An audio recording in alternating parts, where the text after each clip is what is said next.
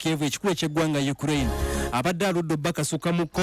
eggwanga eryitibwa erya Russia likoze ennumba eza drone ku kibuga kino ekiyitibwa Kiev ne regions endala omulundi ogwokubiri mu nnaku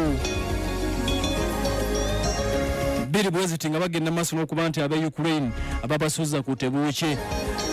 okusinziira ku mukulembeze w'eggwanga erya Ukraine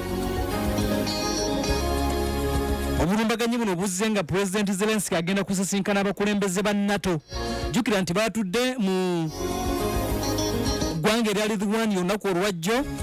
kakati amakyaga olunaku olwaleero President wa Ukraine gwe bayita Zelensky lwabadde asuubidde okubasisinkana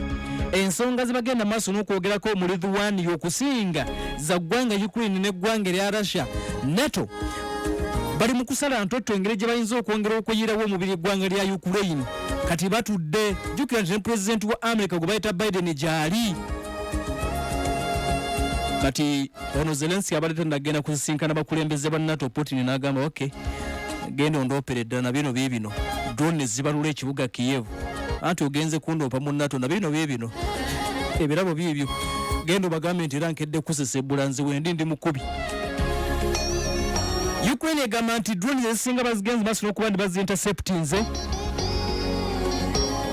era bagamba nti tewali nnyo buzibu bugenze maaso n'okuba nti butuukawo tewali casualties era tewaliwo nnyo destruction ebaddewo ekoleddwa mu naffe ezi drone zino olutalo kasookedde nga lutandika wayise ennaku ziri 5 emmundu ekyagenda maaso n'okuba nti evuga amawanga gakyayongera okusunda ebyokulwanyisa buli saidi omurasha aleeta n'omu Ukraine aleeta naye ng'ekibuga ekiyitibwa Kiev ne regions endala ziyite zi oblast across Ukraine eziwerako omurasha abakozeeko ataaka bubadde busaasaana makya gonnako olwaleero kakati eri munda mu summit ya NATO gye bagenze maaso n'okuba nti batudde kiki ekivaayo amawulire agasinze okuva mu summit ya NATO etudde atuuliza mu Lithuania agavuddeyo si malungi eri Ukraine NATO batudde ne bagamba nti ebyaddala yadde twagala okudifeninga gana amawanga amalala tuyinza okugakkiriza okuyingira NATO essaawa eno Sweden tuyinza nayo okumukakasa engeri ettaka gyagenze maaso n'okuba nti yagizeegizeemu Ukraine bamutegeeza namugamba nti gwe ebyokweyunga ku NATO bikyali tetusobola kikola mu kaseera kano ng'olutalo lugenda mu maaso aba NATO bakisazeewo era mu butongole ne bategeeza President w'eggwanga erya Ukraine gwe bayita Zelensky Volodymyr ne bamugamba nti ebadde kikola kya kabenje nnyo okugatta ku NATO akaseera kano tuba tuyise lutalo ogira okwatiriramu tujja kugatta ku NATO beera mugumu tujja tukwatirira mukati Zelensky abagambe nti naye mulimba kati bwe luliggwa mu 2-3 nti ye lumala kuggwa katusooke tufube okulaba ng'omurasha tumuwangula lugwe enteekateeka ez'okugatta mu NATO zisooke zitandike kakati wabaddewo essuubi nti oba mu summit eno gye batudde Lithuania eggwanga lino balinza oligatta ku NATO Ukraine okwegatta ku NATO kitegeeza nti amagye ga NATO gonna gabeera gavunaanyizibwa ku ggwanga erirumbiddwa bw'olumba eggwanga limu eriri mu kago gwa NATO gonna oba ogalumbi nga ne America omulumbi era bakuba ne bakusawula n'oggwamu akalogojjo kati Ukraine bamuyambako just lwa nsonga ziri awo naye si mmemba waabwe singa yali mmemba singa bonna beesitwa ne kakati wali ndagaano yonna ebasitwa batwala mu Ukraine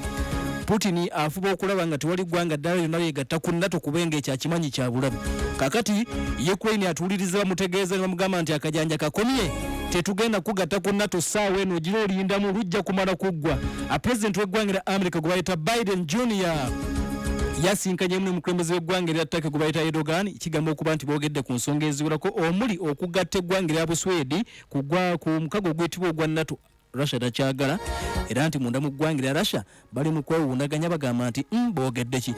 Erdogan gwe tubadde tumanyi nti waffe ate asisinkana bakulembeze bazungu Russia etiddemu jjukira nti Erdogan y'omu yayise Zelensky n'amugamba nti wano nyinawo abasibe Russia abampa jangu obanone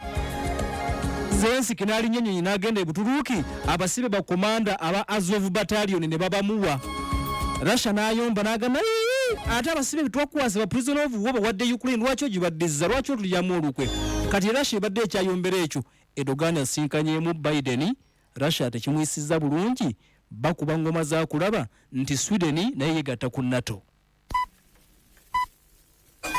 essaawa zigenda kuwera 5:00